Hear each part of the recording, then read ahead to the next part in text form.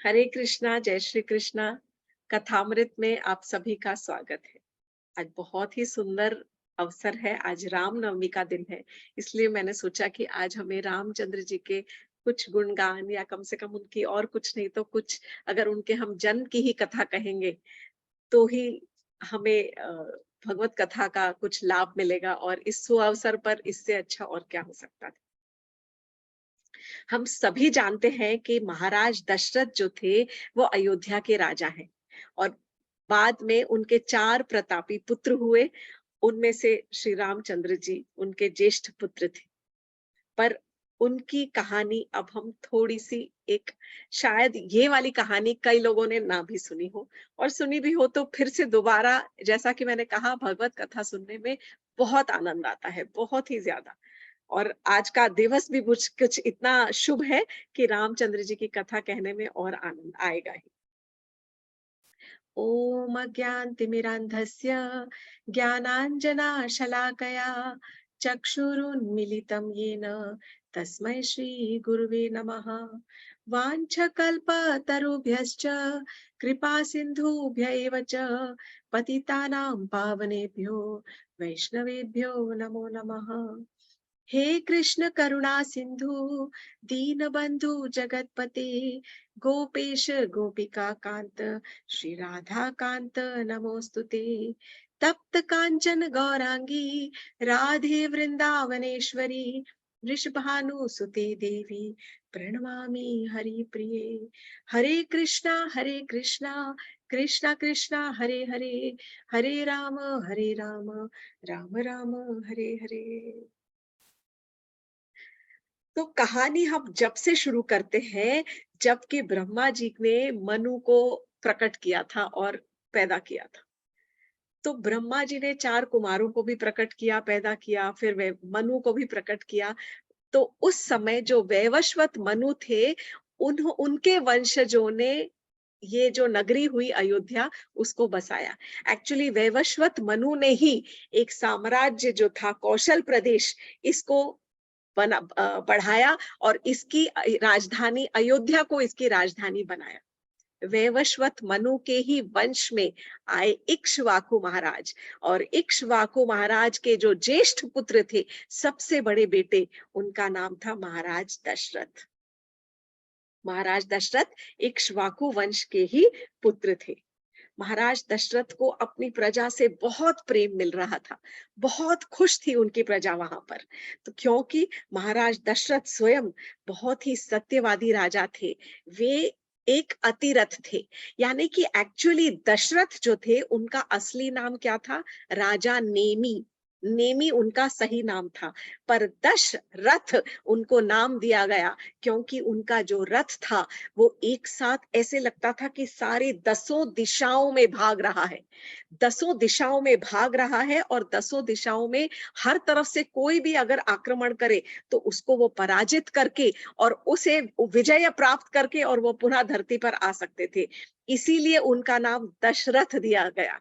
जो 10 दिशाओं में एक समान आक्रमण करने वाले जो एनिमीज है या जो शत्रु है उनके ऊपर वो विजय पाने वाले। इस प्रकार वे अतिरथी भी थे, अर्थात वे कई सारे जो क्षत्रिय हैं या फिर कई सारे जो शत्रु हैं उनके साथ एक साथ वो जूझ कर और एक साथ उनके साथ में वे आक्रमण करके विजयी हो सकते थे। उनका जो साम्राज्य था महाराज दशरथ का वो एकदम शांत, वहां पर छल कपट नाम की कोई चीज नहीं थी। लोग वहां पर कंजूस नहीं थे, बिल्कुल बहुत दिलदार लोग थे। उनकी जो प्रजा थी बिल्कुल भी अभिमानी नहीं थी। इसीलिए उनकी सारी की सारी जो प्रजा है वो बहुत खुश रहती थी। बहुत ही ज्यादा संतुष्ट वातावरण था उनके राज्य में। परंतु अच्छा, उनकी नगरी का बहुत सुंदर विवरण दिया गया है कि जो अयोध्या नगरी थी उसमें धनुष आकार के ऐसे गेट बने हुए थे, द्वार बने हुए थे, और वे सारे के सारे अलग-अलग जो द्वार थे धनुष आकार के आर्च शेप्ड जो गेटवेज थे, उसके अंदर हीरे जवाहरात जड़े हुए थे, इनलेस जड़े हुए थे, सेमी प्रेशियस स्टोन्स का काम किया गया था उनमें। 7-7 मंजिलों की बहुत सारे महल थे। बहुत लोग बहुत अमीर हुआ करते थे पूरे साम्राज्य के अंदर, अयोध्या नगरी में खासकर। और हर रोज अयोध्या नगरी के जो रास्ते थे, पथ थे, उन पर छिड़काव किया जाता था। उनके हाथी जो थे, राजा के हाथी, वो बहुत सुगंधित जल से उन रास्तों के ऊपर छिड़काव किया करते थे। इस प्रकार बहुत सुगंध और बहुत सुंदर नगरी बसाई थी अयोध्या नगरी, जो कि राजधानी थी उनके कौशल राज्य की। अब जो ये राजा थे दशरथ, उनकी एक पुत्री थी। एक समय के बाद में एक बेटी हुई, जिस बेटी का नाम था शांता। तो शायद कई लोगों ने, आप में से कई लोगों ने इस बारे में शायद सुना हो और कईयों ने नहीं सुना हो। तो महाराज दशरथ की थी एक पुत्री, केवल एक ही बेटी थी जिसका नाम था शांता। महाराज दशरथ के कोई पुत्र नहीं था। और महाराज दशरथ के, हम जहां तक जानते हैं, उनकी 3 प्रधान रानियां थी। लेकिन नहीं नहीं नहीं, सॉरी, महाराज दशरथ की कम से कम, करीब अप्रोक्सीमेटली लिखा गया है, 350 पत्नियां थी, 350 महारानियां थी। क्योंकि पुत्र इच्छा की कामना से उन्होंने कई राजकुमारियों से विवाह किया, परंतु एक भी राजकुमारी के कोई भी पुत्र और कोई भी संतान नहीं हो पाई। ये सबसे दुखद बात थी महाराजा दशरथ के हृदय की, उनके जीवन की। एक बार उनके बहुत ही सुंदर परम मित्र, जो कि अंग प्रदेश के जो राजा थे, महाराज रोमपाद, जो रोमपाद महाराजा थे, एक बार महाराजा दशरथ के यहाँ अतिथि स्वरूप उनसे मिलने आए। कुछ समय उन्होंने उनका आतिथ्य स्वीकार किया, और वहां पर रहते रहते उन्होंने देखा कि महाराज दशरथ अपनी छोटी सी गुड़िया, छोटी बिटिया शांता के साथ जब खेलते थे, तो उनका रोम रोम खिला रहता था और बहुत खुश रहते थे, प्रसन्न चित्त रहते थे। महाराज रोमपाद के भी कोई संतान नहीं थी, कोई संतान ही नहीं थी, निसंतान थे। उनके मन में प्रेम जागा, उमड़ा, और उन्हें वो जो छोटी बच्ची शांता से थोड़ी प्रीति हो गई, लगाव हो गया। उन्होंने अपने प्रिय मित्र महाराज दशरथ से निवेदन किया कि हे महाराज, मैं आपसे निवेदन करता हूँ, ये आपकी पुत्री जो है मुझे दे दीजिए। मुझे बहुत प्रिय हो गई है और मेरा मन उनसे मिल गया है। मैं आपकी पुत्री शांता को गोद लेना चाहता हूँ और अपने साथ अपने साम्राज्य में अपनी बेटी की तरह पालना चाहता हूँ। महाराज दशरथ बहुत बड़े दिल के थे, बहुत बड़े दिल के। उन्होंने बिना संकोच किए, और वो जो अपनी जो बेटी थी शांता, वो अपने प्रिय मित्र रोमपाद को गोद में दे दी। रोमपाद शांता को लेकर अपने घर आ गए अंग प्रदेश में, और अब वो महाराज रोमपाद की पुत्री शांता के नाम से बड़ी होने लगी। यहाँ पर जो महाराज दशरथ थे, उनका दुख दिन दुगना रात चौगुना, दुख बढ़ता ही बढ़ता जा रहा था। किसका दुख? कोई भी संतान ना होने का दुख, निसंतान होने का दुख उससे भी ज्यादा, क्योंकि उनके राज्य में उनका कोई उत्तराधिकारी नहीं था, कोई उनके गद्दी पर बैठने वाला नहीं था, उनका कोई पुत्र नहीं था, ना ही उनके गोद में कोई खेलने वाला बालक था। बहुत मिस कर रहे थे, बहुत ज्यादा उनको दुख सता रहा था हृदय में। महाराज दशरथ ने अपने मंत्री सुमंत्र को बुलाया। उनके जो महामंत्री हैं, उनको सुमंत्र को बुलाया गया, और सुमंत्र महामंत्री से कहा गया कि हे मंत्री, आप, सुमंत्र, आप मेरी इस दुखद समस्या को समझो, और ये सोचकर मैंने ये निर्णय लिया है कि मुझे एक अश्वमेध यज्ञ करना चाहिए, और आप इस अश्वमेध यज्ञ की तैयारी करवाइए, क्योंकि मैं ये जो यज्ञ है, मैं केवल एक ही डिजायर से, एक ही इच्छा से कर रहा हूँ कि इस यज्ञ से मुझे शायद कुछ एक बेटे की, एक पुत्र की प्राप्ति हो। जो सुमंत्र थे, महामंत्री सुमंत्र, उन्होंने महाराज की आज्ञा को शिरोधार्य करते हुए कहा कि हे महाराज, आपकी आज्ञा तुरंत की जाएगी, उसकी आज्ञा का पालन किया जाएगा। और उस आज्ञा अनुसार उन्होंने देश के सारे जितने जो ब्राह्मण थे, जो बहुत समझिए कि बहुत विद्वान ब्राह्मण थे, सारे ब्राह्मणों को बुलाया और उनसे कहा कि महाराज की इच्छा है कि एक अश्वमेध यज्ञ का आयोजन किया जाए। आप इस यज्ञ का आयोजन करना प्रारंभ करें। सारे ब्राह्मणों ने बैठकर पहले तो विचार विमर्श करना शुरू किया कि इस कैसे किया जाएगा, किस प्रकार इसे किया जाए। जब ये सब चल रहा था, ब्राह्मणों का जो निष्कर्ष और सब चल रहा था, ब्राह्मणों का जो वार्तालाप सब चल रहा था, उस समय जो ये सुमंत्र थे, उन्होंने महाराज दशरथ से एक बात कही, महाराज मुझे आपसे एक बहुत जरूरी गूढ़ रहस्य बताना है। तो महाराज दशरथ बोले, अच्छा ऐसा क्या रहस्य है? तब सुमंत्र ने कहा, महाराज बहुत समय पहले की बात है, मैंने वेदों पुराणों में पढ़ा है, मैंने कुछ पुराणों में ऐसा पढ़ा है कि एक बार जो ये सनत कुमार है ना, सनत कुमार की कथा मैंने एपिसोड 30 कथामृत 30 में भी सुनाई थी। जो सनत कुमार है, वे ब्रह्मा जी के 4 पुत्र सनत, सनक, सनंदन, सनातन, इन 4 पुत्रों में से एक है, जो हमेशा बालक स्वरूप ही रहते हैं। उनको वरदान मिला है कि वे हमेशा केवल 5 वर्ष के बालक के स्वरूप में ही रहेंगे, परंतु बहुत ज्ञानी पुत्र हैं और वे एक सन्यासी पुत्र हैं। तो सुमंत्र कह रहे हैं कि मैंने एक पुराण में पढ़ा था कि सनत कुमार ने ऐसी भविष्यवाणी की है कि भविष्य में जो राजा दशरथ होंगे, उनके पुत्र होंगे, उनके 4 प्रतापी पुत्रों के वे पिता होंगे। तो महाराज आप दुख ना करें, क्योंकि ये घोषणा तो हो चुकी है बहुत पहले और मैंने ये पुराणों में पढ़ी है। महाराज दशरथ को थोड़ी सी, जैसे बोलते ना, जैसे थोड़ी सी रोशनी आई, अंधे को थोड़ी सी रोशनी काफी होती है, और ये सुनकर वे बहुत खुश हो गए। बोले, सुमंत्र आगे बढ़ो, आगे बताओ क्या कहना चाहते हो। तब सुमंत्र ने उनसे कहा, महाराज मैं आपको और एक चीज बताना चाहता हूँ।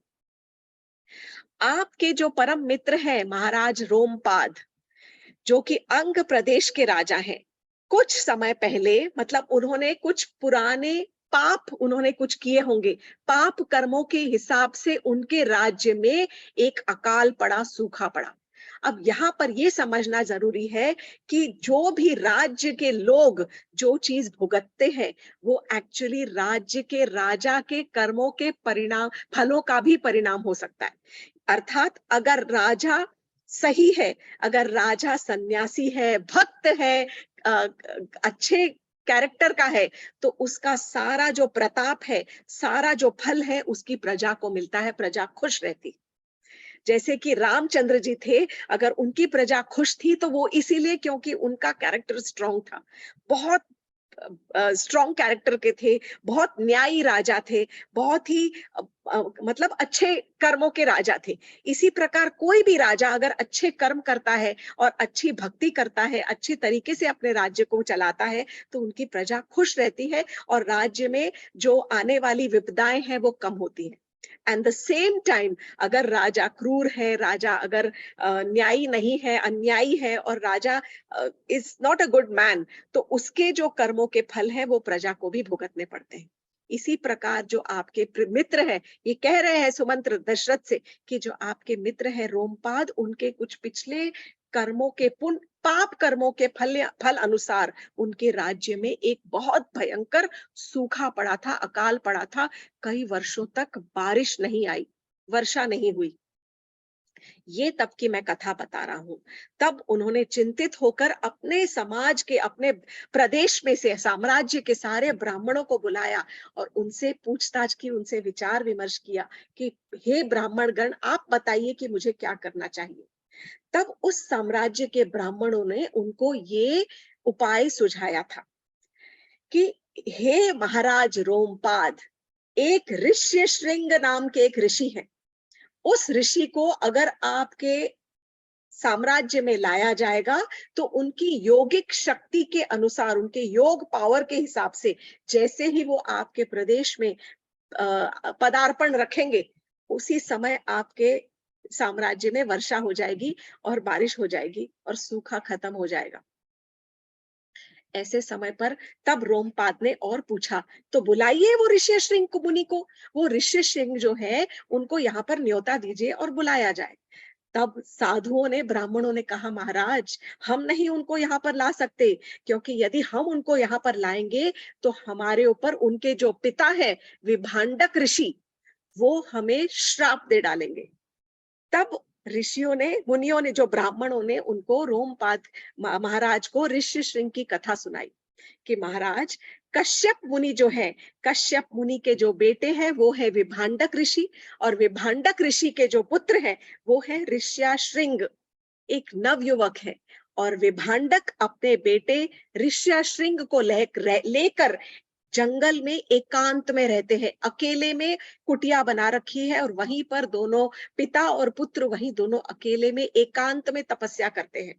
जब से वो बच्चा पैदा हुआ है तब से विभांडक ऋषि ने अपने बेटे को ले जाकर और उस जंगल में अकेले रहने का जो निर्णय किया है। क्यों? क्योंकि वे नहीं चाहते कि उनका जो पुत्र है उसकी किसी भी भौतिक वस्तु से, भौतिक व्यक्तियों से कोई आसक्ति हो। उस ऋष्याश्रिंग व्यक्ति ने, वो जो नवयुवक है ऋष्याश्रिंग, उसने कभी किसी व्यक्ति का चेहरा तक नहीं देखा है अपने पिता के चेहरे के अलावा। वो जानता ही नहीं कि क्या होता है। केवल वो वहां पर जंगल में केवल जो जीव जंतु होते हैं, जो जानवर हैं, उनको देखकर पला बड़ा है, और वो वहीं पे ही रहकर उसकी इतनी तपस्या है कि वो केवल वहीं के ही कंदमूल फल का खाकर बड़ा हुआ है। और विभांडक ऋषि हमें श्राप दे देंगे यदि हम उनके पुत्र को यहाँ पर लेकर आएंगे। तो रोमपाद वापस फिर से दुखी हो गए और कहने लगे, तो आप मुझे ये कथा क्यों सुना रहे हैं?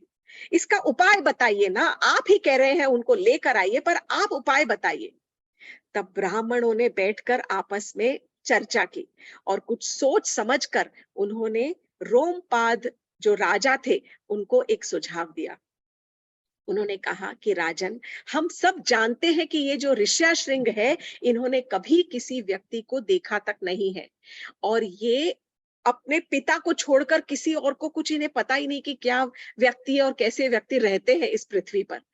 तो हमारा ये मानना है कि आप अपने साम्राज्य से, अपने देश से कुछ सुंदर सुंदर स्त्रियों को, गणिकाओं को, अर्थात जो वेश्याएं होती हैं, जो गणिकाएं हैं, उनको एकत्रित करिए और उनको वहां पर भेजिए, ताकि वे ऋषि श्रृंग को लुभाकर, उनके मन को लुभाकर, उनको आकर्षित कर कर किसी तरह से उनको आपके साम्राज्य में ला सके। जो रोमपाद महाराज थे, उनको ये बात समझ में आ गई। उन्होंने अगले ही दिन अपने राज्य में घोषणा करके और कुछ गणिकाओं को बुलवा लिया। सुंदर सुंदर गणिकाएं आज आ गई और उनसे कहा गया कि तुम्हें बहुत मोटा इनाम दिया जाएगा, और तुम जाकर सब डिटेल्स बताए गए कि इस प्रकार ये यहाँ जंगल में रहते हैं, परंतु उनके पिता से बचकर आपको इनको लेके आना पड़ेगा। तब उस समय उन गणिकाओं ने ये अपने ऊपर ले लिया कि हमें ये कार्य करना ही है, क्योंकि इससे हमारे राज्य का भला होगा। बड़े चीज के लिए छोटी चीज दांव पे लगाना इज ओके, फाइन। तब उन्होंने ये फैसला, निर्णय करके, वो सारी जो स्त्रियां थी, बहुत सुंदर सुंदर वस्त्र और आभूषण पहनकर, और वो उसी जंगल में जाकर उन्होंने एक विभांडक ऋषि के आश्रम की कुटिया के थोड़ी सी दूरी पर अपना एक कुटिया और अपना एक आश्रम सुंदर सा एक वहां पर बनाकर वो वहां पर रहने लगी, एक सही समय की प्रतीक्षा करते हुए। विभांडक ऋषि से बच के करना है जो भी कार्य करना है। अब ये कथा मैं फिर से कह रही हूँ, सुमंत्र जो है, महामंत्री सुमंत्र राजा दशरथ को ये कहानी सुना रहे हैं। कहानी के अंदर कहानी है। अब ये जो लड़कियां थी, ये वहां पर रहने लग गई और कभी कभी हंसती गाती, कभी कभी गाना गाती, अब यही कार्य करती रहती थी, अपने लिए थोड़ा बहुत वहां से लेकर आई थी सामान। एक बार जब ऋष्यशृंग जो थे अपनी कुटिया से निकलकर यूं ही जंगल में टहल रहे थे, तब टहलते हुए, चलते हुए उन्होंने कुछ ऐसे गाने की, सुंदर गीत की आवाज सुनी। तो वो गाने की आवाज के पीछे चलते चलते जब वो वहां पहुंचे, तो उन्होंने देखा कि ये कुछ लड़कियां जो है एक आश्रम के बाहर झूला झूल रही है, गाना गा रही है और हंसी मजाक कर रही हैं। इनको बहुत अजीब लगा, परंतु बहुत अच्छा भी लगा, क्योंकि इतनी सुंदर सुंदर स्त्रियां थी, नारियां थी, सजी हुई आभूषणों से और बहुत सुंदर वस्त्र पहने हुए और बहुत ही सुंदर। और इन्होंने तो आज तक अपने पिता को छोड़कर कभी किसी व्यक्ति को देखा ही नहीं था। इन्हें पता ही नहीं था कि स्त्री नाम की भी कोई चीज होती है। तब तुरंत ये उन स्त्रियों के पास पहुंचे और वहां पर खड़े रहकर देखने लग गए। तुरंत उन जो लड़कियां थी, वो जो स्त्रियां थी, गणिकाएं, उन्होंने उस मौके का फायदा उठाया। वे तुरंत वो गए, नवयुवक के पास गई और कहती है, हे नवयुवक, आप कौन है? आप यहाँ पर क्या कर रहे हैं इस जंगल में? इस जंगल में अकेले क्यों रह रहे हैं? यहाँ पर ये तो बहुत भीषण जंगल है, यहाँ पर आप अकेले कैसे रह रहे हैं और आप हो कौन? तब जो ऋष्यशृंग थे, उन्होंने अपना उनको इंट्रोडक्शन दिया और कहने लगे कि मैं ऋषि विभांडक का पुत्र हूँ। मेरा नाम ऋष्याशृंग है और मैं अपने पिता के आश्रम में उनके साथ रहता हूँ और मैं दिन भर तपस्या करता हूँ उनके साथ में। आप बहुत सुंदर हैं। वो कहने लगे उनको, आप तो सब इतनी सुंदर हैं। आप कौन हैं? आप प्लीज मेरे कृपया कृपा करके आप मेरे साथ मेरे आश्रम में आइए और मेरी पूजा अर्चना स्वीकार कीजिए और मेरा आतिथ्य स्वीकार कीजिए। उन स्त्रियों को और क्या चाहिए था? वो तुरंत उनके साथ चले गए।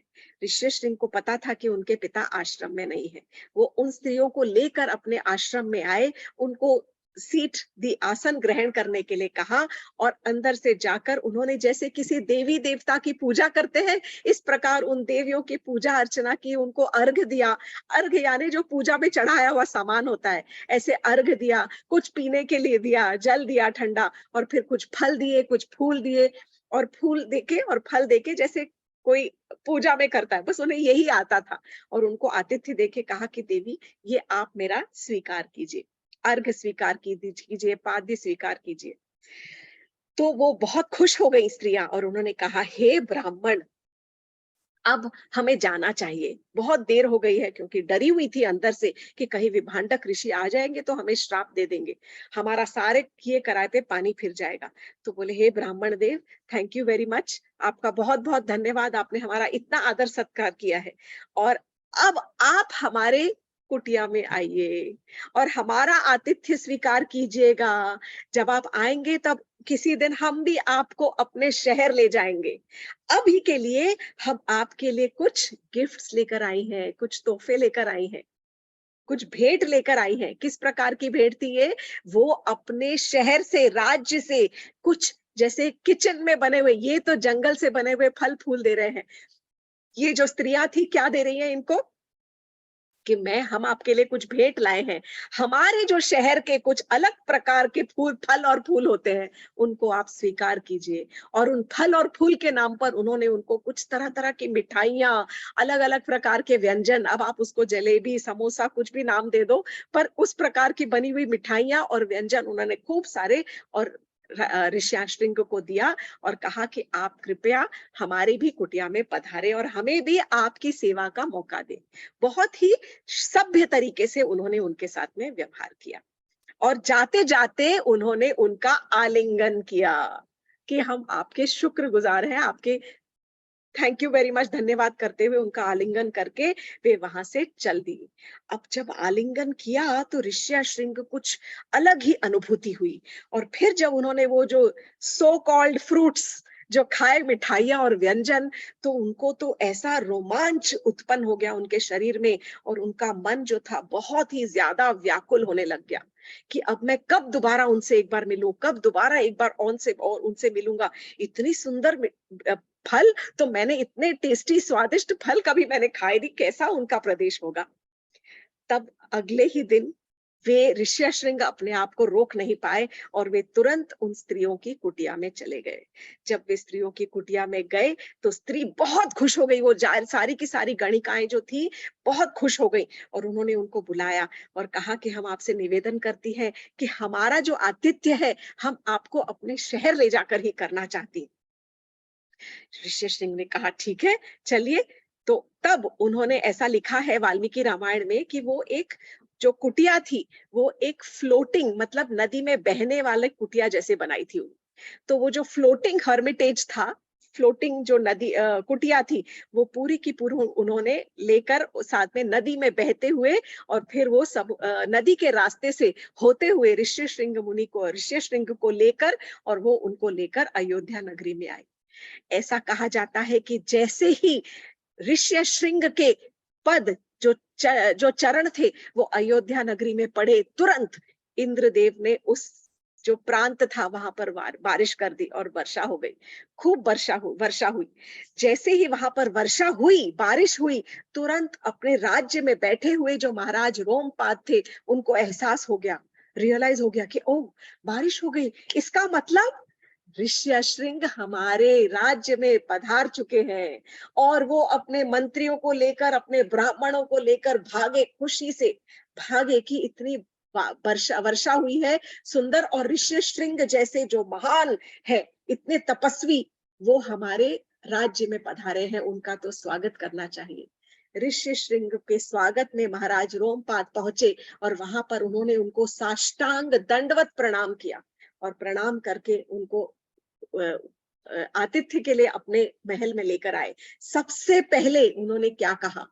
ऋषिशृंग को प्रणाम करते हुए महाराज रोमपाद ने हाथ जोड़कर कहा कि हे ब्राह्मण देव, मैं आपका बहुत बहुत आभारी हूँ।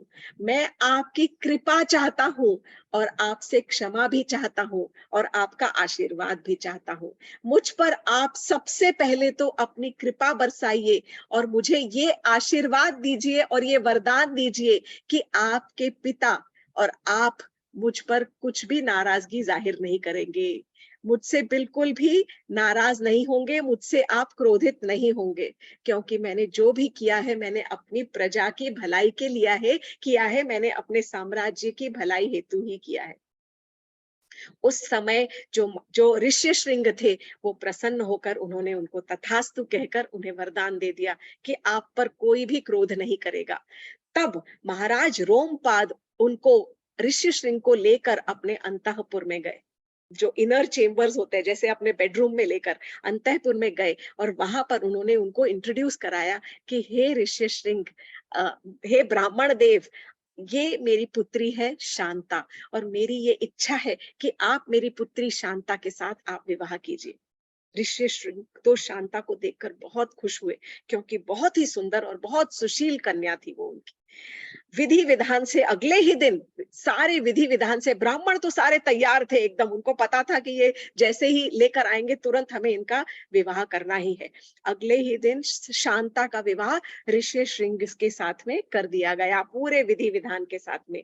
और अब सुमंत्र कह रहे हैं राजा दशरथ को कि महाराज, ये जो शांता और ऋष्यशृंग है, उसके बाद वो खुशी खुशी और सुख के साथ आपके मित्र रोमपाद के ही अंग देश के अंदर वहां पर निवास कर रहे हैं और वहां रह रहे हैं।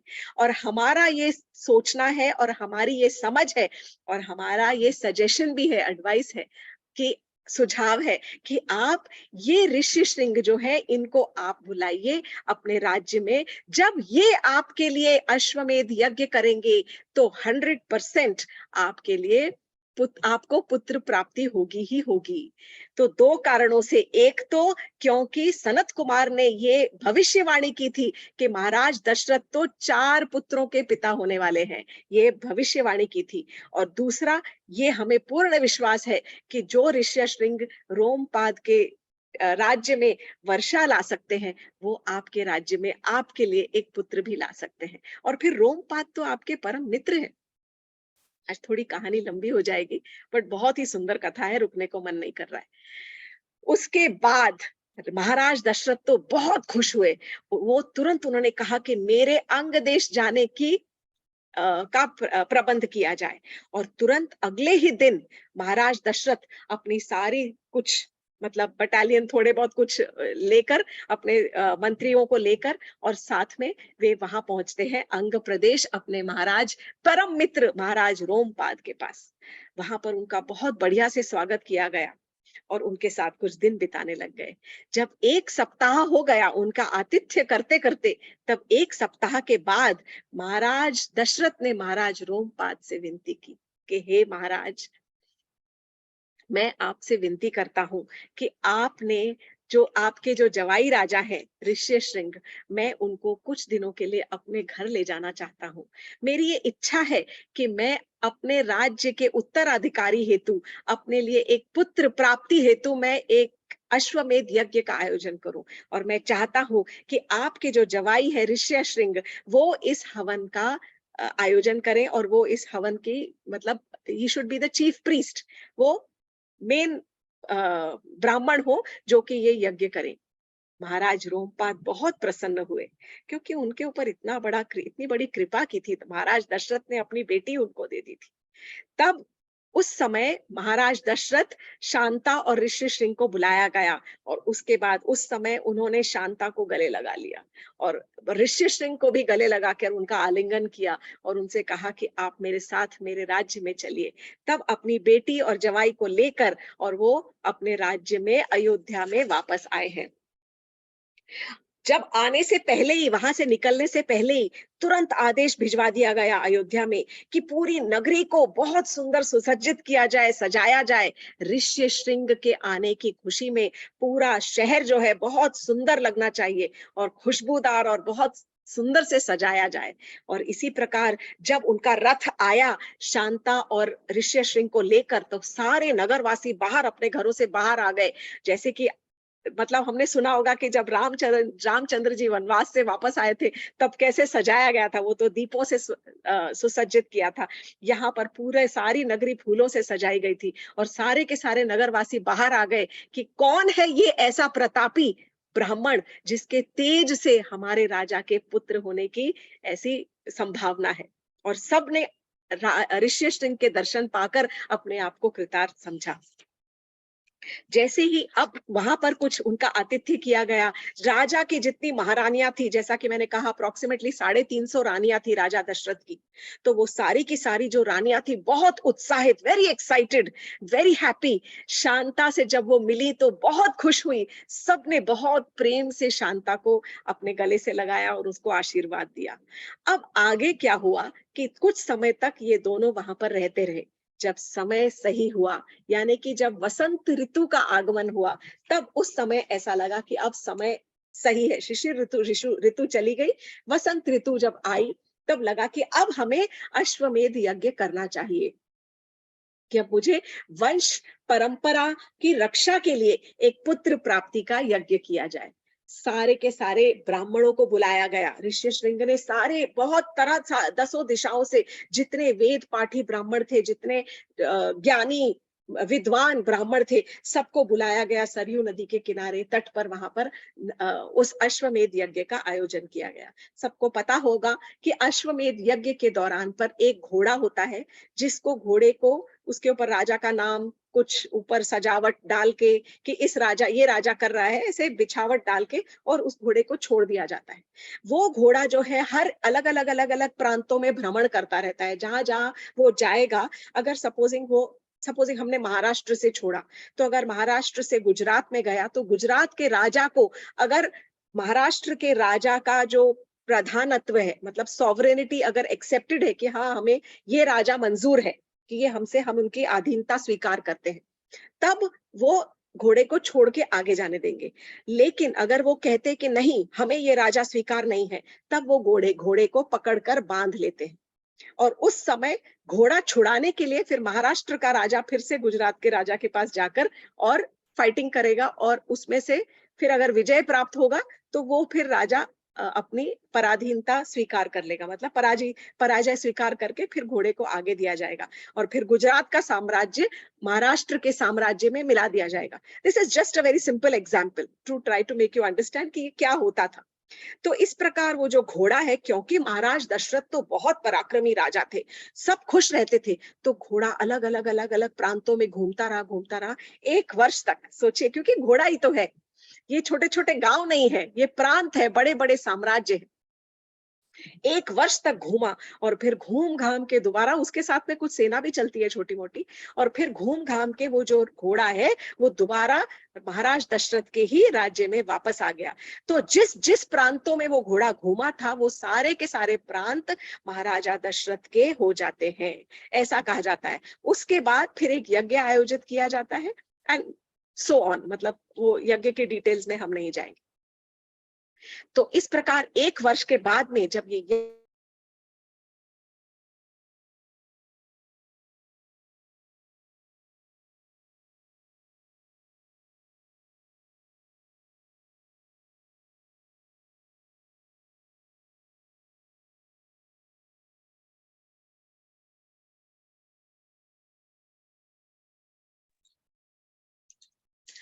मेरा शायद इंटरनेट का थोड़ा सा इशू था। I am very very sorry, बहुत गलती से, मतलब इंटरनेट थोड़ा अनस्टेबल होगा इसलिए वो कट गया।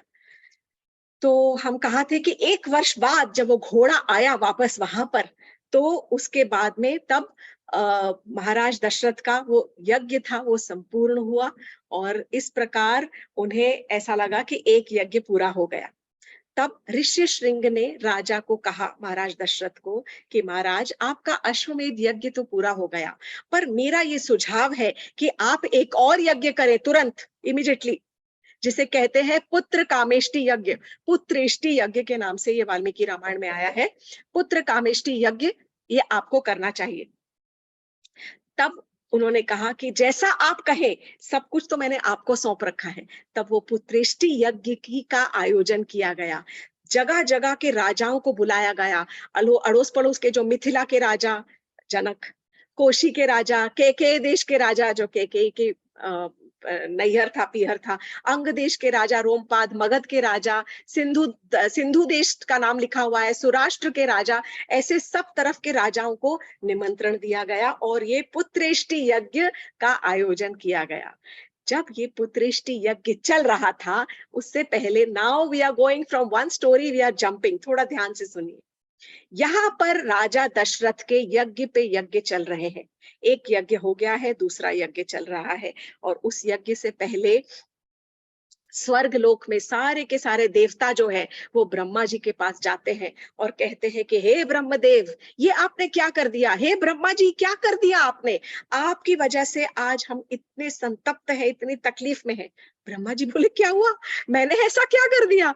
तो सारे देवता बोलने लगे कि आप जानते हैं, ये जो राक्षस राज रावण है, वो इतना क्रूर हो गया है और इतना तकलीफ दे रहा है सारे ऋषियों मुनियों को, सारी प्रजा को इतनी तकलीफ दे रहा है, इतना क्रूर हो गया है, और भी ज्यादा क्रूर इसलिए क्योंकि आपने इसको कुछ स्पेशल वरदान दे दिए हैं।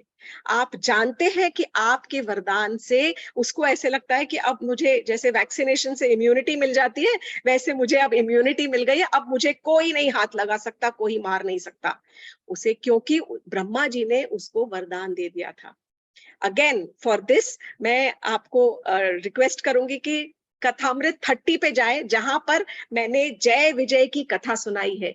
जब जय विजय को श्राप दे दिया गया था सनत कुमार ने, और जय विजय सबसे पहले, मतलब उनको 3 युगों तक अलग अलग उनको यहाँ पर मनुष्य योनि में, राक्षस योनि में, सॉरी नॉट मनुष्य, राक्षस योनि में उनको जन्म लेना पड़ेगा।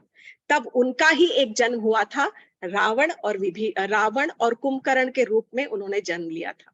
तो ये एक्चुअल में जो रावण है और कुंभकर्ण है, ये दोनों विष्णु भगवान के द्वारपाल हैं, जो कि अपना रोल निभाने के लिए श्राप वश, क्योंकि उनको श्राप मिला हुआ है, वो धरती पर आए हैं। यहाँ पर कहानी आगे बढ़ाते हैं। जब यहाँ पर आए थे तब रावण ने बहुत तपस्या की और ब्रह्मा जी को प्रसन्न किया, और ब्रह्मा जी ने उनको वरदान दिया था। रावण ने कहा, मुझे ऐसा वरदान दे कि मेरी कभी मृत्यु ना हो।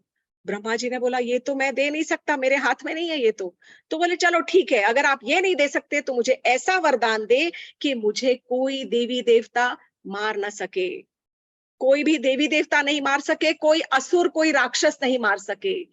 तब उस समय और कोई जानवर मुझे नहीं मार सके, जीव जंतु जानवर के हाथों में नहीं मरूं, no wild beasts. Brahma ji ने तथास्तु कहकर उसको इस प्रकार वरदान दे दिया, और इसी वरदान वश उसे लगता है कि मैं इनविंसिबल हो गया हूं, अजेय, जैसे मुझ पर कोई विजय प्राप्त नहीं कर सकता है। तब ब्रह्मा जी ने कहा कि आप शायद भूल रहे हैं, मैंने वरदान दिया है, लेकिन इसके अंदर एक लूप होल है। And what is that loop hole? कि रावण समझता है कि मुझे मनुष्य कभी मार ही नहीं सकता, क्योंकि वो मनुष्य जाति को दुर्बल समझता है, इसीलिए उसने वरदान मांगने में मनुष्य को इंक्लूड नहीं किया। करेक्ट? और जंगली जानवरों को बोला है, बंदरों को इंक्लूड नहीं किया। इसलिए मैं अब ऐसा कुछ करूंगा कि वो मनुष्य योनि के, मनुष्य से उसकी मृत्यु हो जाए। जब ये वार्तालाप चल रहा था, ऐसा लिखा है वाल्मीकि रामायण के अंदर ही, वाल्मीकि जी कह रहे हैं कि जब ये देवताओं और ब्रह्मा जी के बाद में ये कॉन्वर्सेशन चल रही थी, तभी उसी समय विष्णु भगवान वहां पर अपने गरुड़ जी पर सवार होकर वहां पहुंचे और फिर बोले कि अरे, आप लोग तो इतने दुखी और इतने घबराए हुए लग रहे, इतने चिंतित, इतने वरिड क्यों? आप बिल्कुल चिंता न करें। तब देवताओं ने पुनः प्रार्थना की विष्णु भगवान को कि हे प्रभु, आप तो सबके मन की चिंताओं को जानते हो, आप हमारी भी चिंताओं को जानते हो, आप कृपया हमारी चिंता का निवारण कीजिए। तब विष्णु भगवान के ने कहा कि आप चिंता ना करें, मैं महाराज दशरथ को अपना पिता स्वीकार करता हूँ। So he said, I have decided to make Maharaj Dasharath my father. मैं महाराज दशरथ को अपना पिता स्वीकार करके और उनके पुत्रों के रूप में प्रकट होऊंगा। So he decided not one, he said मैं उनके पुत्रों के ही रूप में प्रकट होऊंगा। और ये कहकर, और तब मैं धरती पर जो उसने आतंक फैला रखा है, यदा यदा ही धर्मस्य ग्लानिर्भवति भारत अधर्म, तो उस वक्त उन्होंने कहा कि मैं जो है इस सारे जो अधर्म को जो फैला रखा है रावण ने, उसका नाश करूंगा। और जो उसकी जो क्रूरता है, जो उसने सब इतना आतंक फैलाया हुआ है, उसका नाश करके और मैं ही रावण का नाश करूंगा। इसीलिए मैं व्यक्ति के रूप में वहां पर, मैं मनुष्य के रूप में जन्म लूंगा, महाराज दशरथ का पुत्र बनकर। यहाँ पर जब पुत्रेष्टि यज्ञ पूरा हुआ, तब यज्ञ के हवन की अग्नि में से कौन प्रकट हुए? एक श्यामल वर्ण के यज्ञ पुरुष प्रकट हुए अंदर से। और वो जब वो प्रकट हुए, विष्णुदूत प्रकट हुए, एक्चुअली कहते हैं ही वाज डार्क कॉम्प्लेक्शन, बहुत गठीला, बहुत हैंडसम, और उनके हाथ में एक सोने की परात थी जिसके ऊपर एक चांदी का ढक्कन लगा हुआ था, और वो परात के अंदर खीर थी, something made of milk and rice, so we are assuming it is kheer, sweet पदार्थ। तब उन्होंने ये कहकर और महाराज दशरथ से कहा कि हे महाराज, आपके दोनों यज्ञों के फल स्वरूप मैं ये आपके लिए यज्ञ फल लेकर आया हूँ। आप इस यज्ञ फल को अपनी पत्नियों में बांट दीजिए, और आपके शीघ्र ही आपके 4 प्रतापी पुत्र होंगे, आप 4 प्रतापी पराक्रमी पुत्रों के पिता कहलाएंगे। महाराज दशरथ बहुत खुश हुए, उन्होंने वो जो सोने की परात थी वो ले ली। ये कहकर वो जो विष्णुदूत थे वो वहां से अंतर्धान हो गए। कि परात लेकर सबसे पहले, अभी सुनिए, महाराज जो दशरथ थे सबसे पहले वो परात लेकर कहाँ गए? महारानी कैकेयी के कमरे में, महारानी कैकेयी के अंतःपुर में गए। और वहां जाकर उन्होंने कहा, महारानी आप सबसे पहले, मैं आपको ये सम्मान देना चाहता हूँ कि आप मेरी पुत्र की माता बने और आप इस खीर को खाइए। महारानी कौशल्या, आई एम सॉरी, सबसे पहले वो महारानी कौशल्या के कमरे में गए और महारानी कौशल्या को ये सम्मान दिया।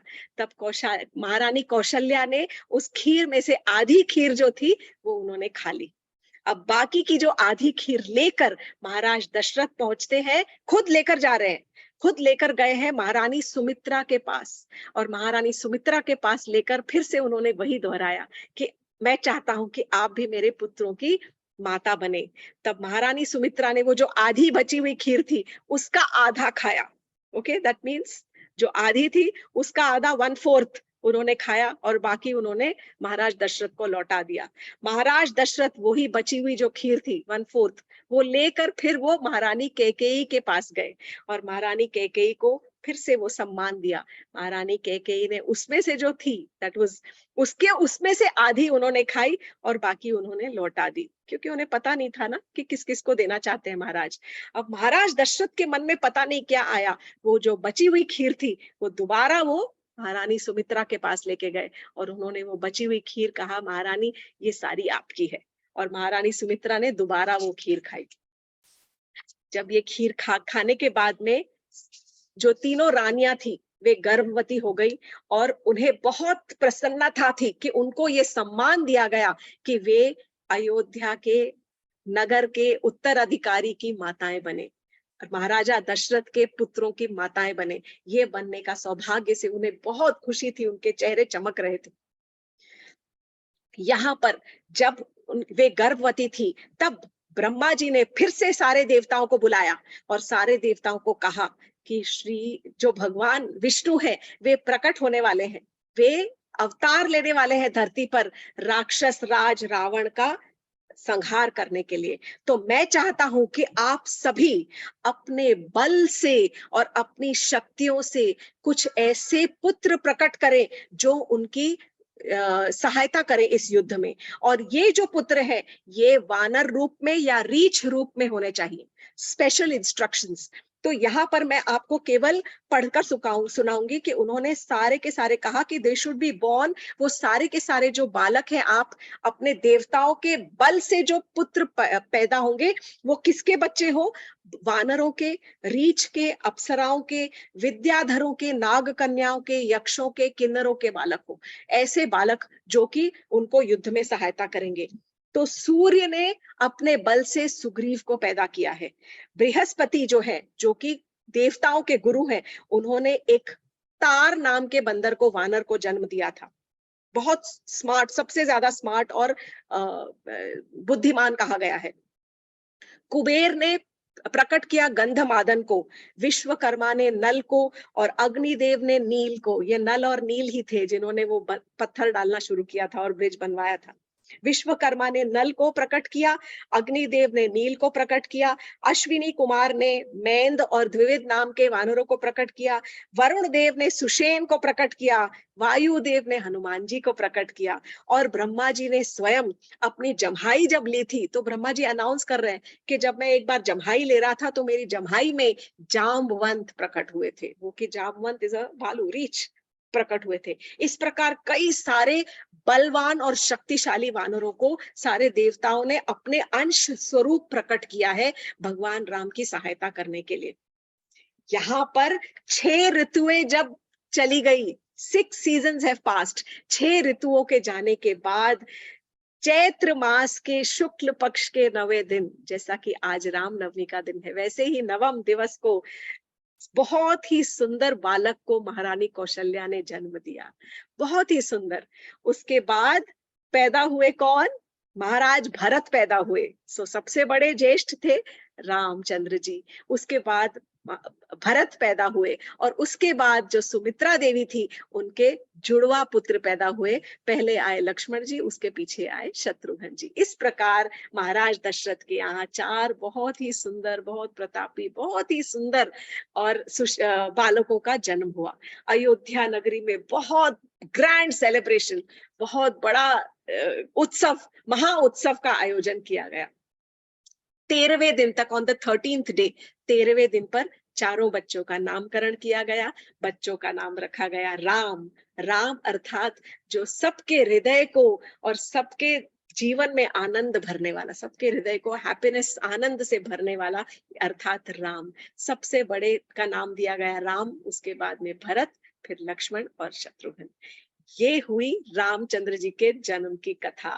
राम नवमी पर इससे अच्छा और क्या हो सकता था कि हमने राम की कथा के बारे में सुना, राम जन्म के बारे में सुना। बहुत ही दिव्य कथा है, बहुत। रामायण तो इतनी सुंदर कथा है। तो I know we are extremely late, पर जयदेव गोस्वामी का एक छोटा सा पद गाऊंगी। वितरसि दिक्षुरणे दिक्पति कमनीयम् दशमुख मौलिबलिम रमणीयम् केशवधृता राम शरीरा जय जगदीश हरे, जय जगदीश हरे, जय जगदीश हरे। हरे कृष्णा, जय श्री कृष्णा। श्री रामचंद्र जी की जय हो। श्री सीताराम लक्ष्मण हनुमान की जय हो। धन्यवाद। Thank you very much.